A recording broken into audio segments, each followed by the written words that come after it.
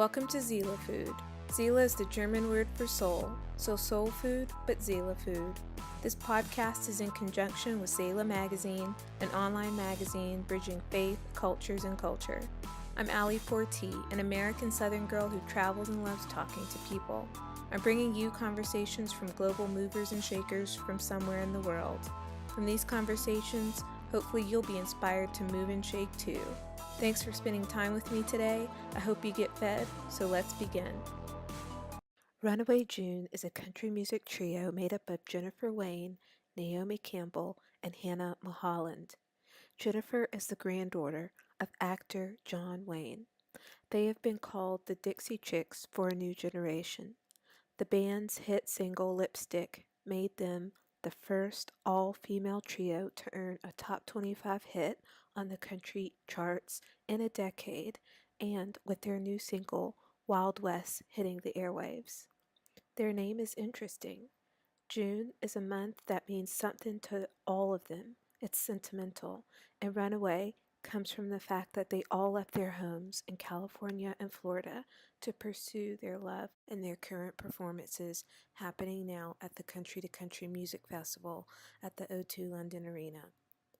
Now, this interview was only done with Jennifer Wayne and Hannah Mulholland.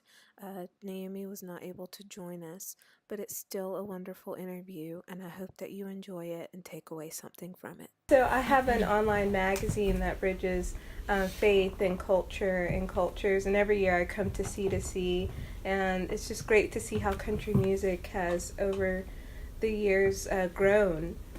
Here in London or in the UK and Europe in general. So I'll just jump in with these questions. How are y'all finding Britain, and are you enjoying being across the pond? Oh my gosh, We're yeah. so We excited love it. We came, I guess it was a year or 2 years ago. Like a year and a half, I guess, yeah. And we came and wrote here, and we just fell in love with it, and we just couldn't wait to come perform. So tomorrow will be our first performance here, and we just heard the fans are awesome, and they love the music, and so But the people are so nice. We haven't seen the fans yet, but so far, like, all the people and just everyone's just very, like, chipper and positive and sweet. So I imagine the fans will be the same and just really, really great. lovely. I'm adopting Lovely. that word. I heard someone say that Very coming in. I'm lovely. like, I like that word, and we don't use it enough in the States. Yeah. Yeah, People are lovely here. Yeah. they are. And what I find with C2C every year when I arrive, I look around and I'm like, am I in America? Because people think they're like Americans, or that they're rednecks, or with the cowboy boots. Like when the crowds when they come. Oh, funny. And I'm walking around looking like, wow, I feel like I'm in the South. But Yeah. it's quite It's fun probably to like see. what we do when we come here. Everyone, like, gets very stylish when they come to visit, because you just think everyone's so stylish. It's like, That's true. It makes sense. That's true. Can you tell me about your name, Runaway June, and how did you come to name yourselves that? Yeah. I think it's quite fascinating. Oh, well, first of all, coming up with a band name is so difficult. It sounds like it's a lot of fun, but it's so hard coming up with something that we all love and that's meaningful.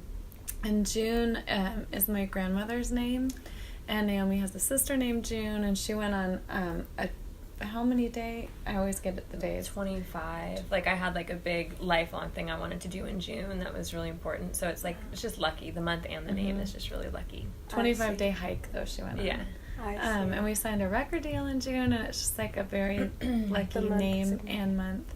And we're all kind of runaways. We all ran away from home to Nashville to chase this crazy dream, and so we kind of thought that really fit us. Yeah. Okay, that's a quite unique way to name yourselves. How long did it take to come up with the name? Oh gosh, a couple months. Okay. It's also, any band name that sounds cool, I'm like, way to go. Like, it's so hard to, like, think everything of, that you say at first sounds foreign until you get used to it. Then it sounds like a band name, but everything sounds weird at first. So we would find something we like, and then we hate it, and then find something we like, and then hate it. And then when Runaway June happened, it just felt right from the beginning, and it's meaningful. So I think that's what really made it special. Wonderful. And why country music? Why not another genre when you are all forming together? I think we all, none of us are from Nashville, but we all individually went to Nashville on our own before Runaway June. So I think country music as a whole, if you're a songwriter, is just like the most, there's just something so special there. And the songwriting community in Nashville is just unlike anywhere else. So we all initially were drawn to Nashville because of that. And then by the time we all formed, we all had kind of the same influences growing up, and we all had a shared love of, you know, people like Shania and the Dixie Chicks and things like that. So we all had that sort of common ground, but we all came from different musical backgrounds, you know, that brought us to Nashville. But once we were all together, we were already pretty committed to country music individually, you know. And I think the storytelling is, especially for me, that's why I was drawn so much to country music, is like, I love the storytelling and the lyrics, and I feel like in country music, people really care about the lyrics, so that was my favorite part about it. And what made you identify with the genre because of that storytelling aspect? Yeah. So country music has become quite mainstream in this part of the world, and in Germany, they just had C2C, and Italy has a country music radio station. Wow. No way. So how does that make y'all feel? And then when you'll see some of maybe fans singing your songs this weekend, what does that bring to mind that across in Europe you've got fans? Well, I guess the storytelling is really, like I said, what made country music special for me and for us. And it's so cool that us just writing our little stories and our song are being heard all over the world, and that people are relating to it. Yeah. I think it doesn't really matter where you are. If you feel a song and you feel the emotion of the song, that's our whole point, at least, is to touch people with their music. So it's really exciting. Yeah. And the fact that it's growing in this part of the world. I guess country music has no borders. It's not just an American thing or a Nashville thing. It's now a European thing. Yeah, that's really crazy. And there's so many types of country music now. I just feel like the whole thing is really expanding, which is exciting. There's so many different ways you can make country music now, and different types of country music, and different places you could be doing it in. It's just grown. It's awesome. How would you describe your sound? Because you just mentioned there's different types of country music. So how do you define your style? I think we pull from a lot of places, but we all really love traditional country music, and that's something that we all kind of really bonded over. So I think that we like to kind of pull some things from that, but then we also aren't afraid of kind of making modern music, since that's just the time that we're living in. So it's kind of like a nice blend between the two. And we have our producer Dan Huff now, who's just amazing, and he produces all kinds of things from Midland to Thomas Rhett, you know, so he has just a really good way of figuring out what the songs need. So I think with him now we've kind of created a new thing that's kind of just modern, but with these touches of this kind of vintage thing that we all love. I see. Yeah. What other kind of music that's not country music that you both identify with and that you love? Oh my gosh, I love all music. Yeah. I really do. I mean, I listen to everything from oldies to pop to rock, and like she was saying, it's really cool because country music has all those elements now. Like there's pop in country music, there's rock in country music, even I feel like there's kind of hip-hop happening in country music. And so, but I love everything. I was a rock baby. Okay. So, growing up, that was like, I wanted to be in a rock band. I was like, you know, totally into like the kind of alt-rock stuff. So even still now, like, just all the stuff from the 90s is still just what I listen to in my car, whether it's like Soundgarden or Sheryl Crow or whatever. But oddly, I really think that like everything kind of leads back to blues, like when you really think about it, whether it's country or rock or whatever, jazz. I just think it all kind of comes back to the same place. So I think that's why with country, it's like it can pull from all of these things because they're all rooted in the same things. They're just different instruments on it, you know. But when you break stuff down, it's kind of like everything is kind of rooted in the same stuff. Yeah. What's one song now that y'all both can't stop listening to that's in your playlist? A current song? Yeah, a current song. Oh my gosh. Well, I love Casey Musgrave's whole album. Yeah. I've been listening to that a lot. Yeah, that's definitely my most played album on my phone. and John Party's album, California Sunrise, is one of my most played. Like, if I'm just looking at the top tiers of what's being played on my phone, those are probably, like, very high. I also love Down to the Honky Tonk, Jake Owen song. I just think it's such a jam. I love it. Every time I hear it, it just makes me move. I also love The War on Drugs, too. Like, they're kind of, like, like that whole album I listen to a lot, too. Those are, like, the top, like, albums. Yeah. Wonderful. So, Hannah, you're from LA, and how did growing up in that part of the U.S. collide with a love for country music? I think you kind of touched on that before, but I think we don't think of Los Angeles as a place for country music. Certainly so not. Yeah. How did that love come? Well, so for me growing up, I started writing songs when I was like 6. I just loved it and always loved that just creative outlet. So I was always doing that, and mostly was listening to kind of other types of music. And so growing up with my mom, it's like we listened to a lot of Sheryl Crow and like Peter Gabriel and the Police and like that sort of thing. So that was kind of always like what I thought music was. And then when Faith Hill came out, and I think it was the Practical Magic soundtrack when I really think back to it, but and Faith Hill was on that album, and so then I just got obsessed with Faith Hill, and this sort of idea of that type of songwriting was like a totally different world.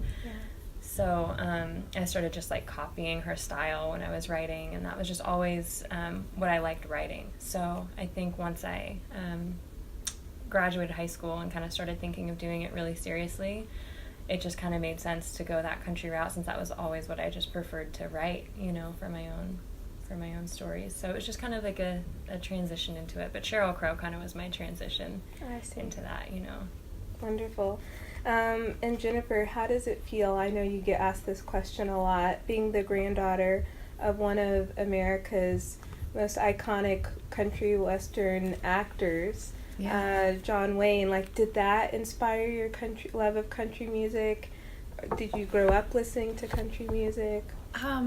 I guess it did in a way. I grew up listening to oldies because my dad wouldn't let me listen to anything else. My dad too. Everything else was devil music. Such a dad thing. Yeah.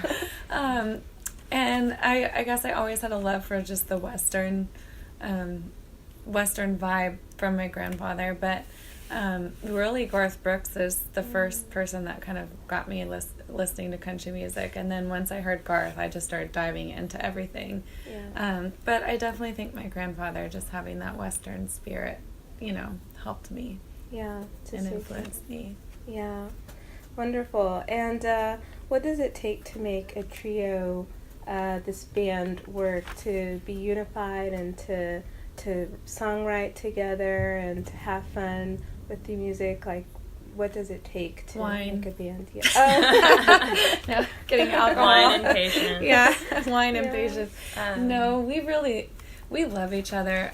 I think that's the most important thing. If you didn't love the people that you're in a band with, I don't know how you could make it work. So you're together more than you're with your significant other, your families, your pets. I mean, it's like that's your core people are the band. So And also, I think our love for music is the same, and we all want to say the same things. And I think that's really what keeps us together, is like we're excited about the same songs, and when we're in a writing room creating, we all kind of want to say the same thing, and that helps. And like Hannah said, patience, and we all respect each other and support each other. And it's nice because all three of us, in every single high that we have and every low that we have, we're all experiencing the same thing, and no one else in the world knows that feeling. And if you were a solo artist, you would be the only person knowing that feeling, but for us, we have 2 other people that feel the exact same way you do. And so it's really nice in those moments to have people that are going through exactly the same thing you are. It's a nice support system. I can imagine.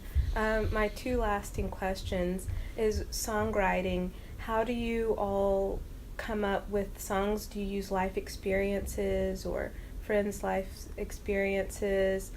Can you talk a little bit about the process of songwriting? I think all of the above. It totally depends. So a lot of the time we're kind of writing from personal experience, whether it's something that's currently going on or things we've experienced before. I just think that's naturally like an easier place to write from, and something that we know we're going to feel comfortable singing, because we only really want to sing things that we really believe in. So that certainly makes it easier. But sometimes we'll write from what, is happening with a friend, or maybe there's another co-writer in the room and we're going to write, about kind of what they're going through, or sometimes someone will just say something in conversation and we're like, that's cool, and then you get to kind of have fun and create a story around it. So it just kind of depends, but we definitely mostly write from at least things that we are real to us, at some point. Wow. What would you tell your 19-year-old selves is my last question. Oh, God. Wow. I don't think she would listen, so probably nothing. Yeah. Enjoy the pizza while you can. I would just tell her, like, it's going to be okay. Just, don't give up. It's going to be okay. Yeah. There's so much fear associated with, like, following a non-traditional path, no matter what, whether it's career or something else. But if you're not doing the traditional thing, it's like there's so many unknowns. You just have no idea what that road looks like. And I used to want so badly to, like, I wish I wanted, like, a normal job, because at least there'd be, like, a road that I could, like, take steps down. And sometimes with following music, you're just, like, don't even know where to begin. So probably just, like, you're on the right path. You just have to keep with it. Going, like, you just have to keep going. And, like, there's so many good people that just stop too soon, Yeah. Wonderful. Well, thank you, ladies, for your time. It's nice talking to you. And I hope that you all have a wonderful time at C2C performing. And we're excited. Really that you get some rest. That's awesome with what you're doing, too. Oh, thank you. That's really cool. How long have you been in Beirut, did you say? Since July. Wow, okay. Wow. Yeah, it's a challenging place. Sure. So I feel like I'm in civilization now. There's water, there's electricity, the Wi-Fi is working. But it's all an adjustment. When you're serving, then you put the comforts behind you and think about the good that you're doing. Totally. Yeah. Wow, thank you for doing that. That's awesome. Of course, I look forward to seeing y'all perform too. Yeah. So there you go. Runaway June. These ladies are down to earth, they're kind, and they're passionate about what they do. They're passionate about music, and they're passionate about country music. Head on over to YouTube, type in Wild West and Runaway June, and you'll hear their awesome melodic harmonizing melody and how they all just sound wonderful together. I hope this interview was inspiring in some way, and I'll see you on the next one. Zayla Food Podcast. I hope you enjoyed this podcast conversation and that it fed you in some way to pursue your own dreams. Be sure to subscribe to Zayla Mag at zaylamag.com, SEELEMAG.com, where you'll be automatically entered to win our giveaways. And follow us on Instagram at Zayla Magazine, SEELE Magazine. Till next time.